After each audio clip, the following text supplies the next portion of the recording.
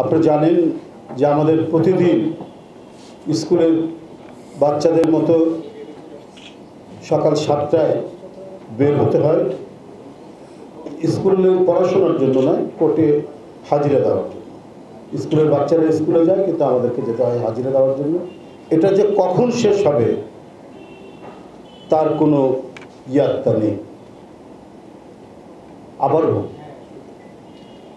আগের মতো, পূর্বের মতো ফ্যাসিবাদী যে দুঃশাসন, অর্থাৎ একদলীয় কর্তৃত্ববাদী যে ক্ষমতা, সেই ক্ষমতায় সেই দলের নেতাকর্মীদের আঙ্গুল ফুলে কলা গাছ হওয়া, আর এই কলা গাছ হয়ে ওঠার জন্য তাদেরকে বাংলাদেশ ব্যাংক চুরি করতে হয়েছে, সোনালী ব্যাংক চুরি করতে হয়েছে, বেসিক ব্যাংক চুরি করতে হয়েছে, বিভিন্ন রাষ্ট্রায়ত্ত খাত লুটপাট করতে হয়েছে, এবং তারা আরও বেশি ভালো থাকার জন্য পরিবার পরিজনদেরকে পাঠিয়ে দিয়েছে কানাডায়, ইউরোপে, অস্ট্রেলিয়ায়।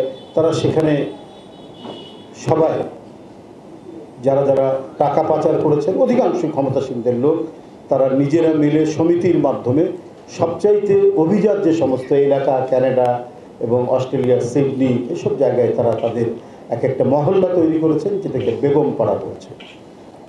তো এই যে মানে জনগণের টাকা লুটপাট করে তারা যে বিত্ত বিলাসে মত্ত হয়ে উঠেছে, এই ক্ষমতা বিলাসী আওয়ামী সরকার, যাদেরকে ভোট লাগে না, সুষ্ঠু নির্বাচন লাগে না, তাদেরকে ভোটারদের প্রয়োজন হয় না, জনগণকে প্রয়োজন হয় না, তারা শুধুমাত্র ওদের ক্ষমতায় থাকতে হবে, এই ক্ষমতায় থাকার বাসনা নিয়েই তারা এই বিত্ত বৈভব গড়ে তুলেছে।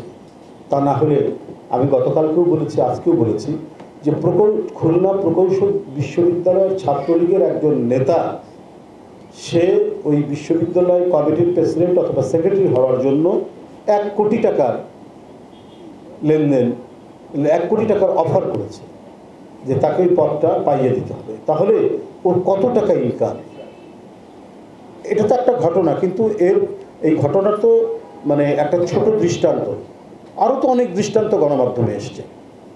আপনার ফরিদপুরে সেই ছাত্রলীগের নেতার 2000 কোটি টাকা পাচার, আরও বিভিন্ন জায়গায় টেন্ডারবাজি, দুর্বৃত্তবাজি, এটা তো অব্যাহতভাবে চলছে। এবং এদেরই অভিভাবক যারা, তারা এই বেসিক ব্যাংক, তারা সোনালী ব্যাংক, তারা বাংলাদেশের রাজকোষ, এগুলো সব লুটপাট করেছে। তো এই সব মিলিয়ে যে সিন্ডিকেট, এটা একটা ব্যাপক মানে ক্ষমতাসীনদের সিন্ডিকেট। এরা কুইক রেন্টালের নামে টাকা আত্মসাৎ করছে, এরা পণ্য মার্কেট সিন্ডিকেট করে সেটাকে নিয়ন্ত্রণ করছে, সেখান থেকে হাজার হাজার কোটি টাকা নিচ্ছে। এইভাবে গোটা রাষ্ট্রীয় অর্থনীতিকে করায়ত্ত করে আজকে বাংলাদেশের একদিকে দণ্ডমুণ্ডের কর্তা হয়ে উঠেছেন, আর নিজেদের সন্তান, পরিবার, এদেরকে সর্বসুখে রাখার জন্য পৃথিবীর বিভিন্ন উন্নত দেশে তারা সেটি পাঠিয়েছে।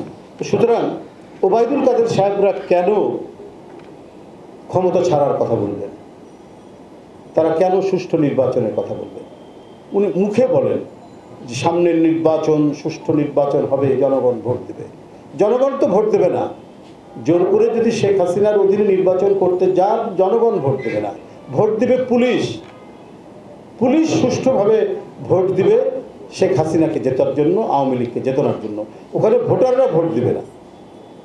পুলিশের ভোটে নির্বাচিত শেখ হাসিনা 2014 হয়েছে, 2018 হয়েছে, এবং সামনে আরেকটি ওই ধরনের নির্বাচন করার একটা পাঁয়তারা করছেন।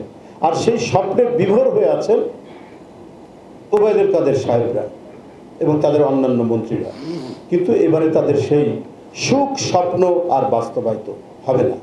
ইতিমধ্যেই আমরা শুনতে পাচ্ছি যে তাদের অনেক লোকজন দেশ ছেড়ে চলে যাচ্ছেন, এবং ওবায়দুল কাদের সাহেব সহ আরও অনেকে ইতিমধ্যেই পাসপোর্টে ভিসা করে রেখেছেন, যে জবরদস্তি করে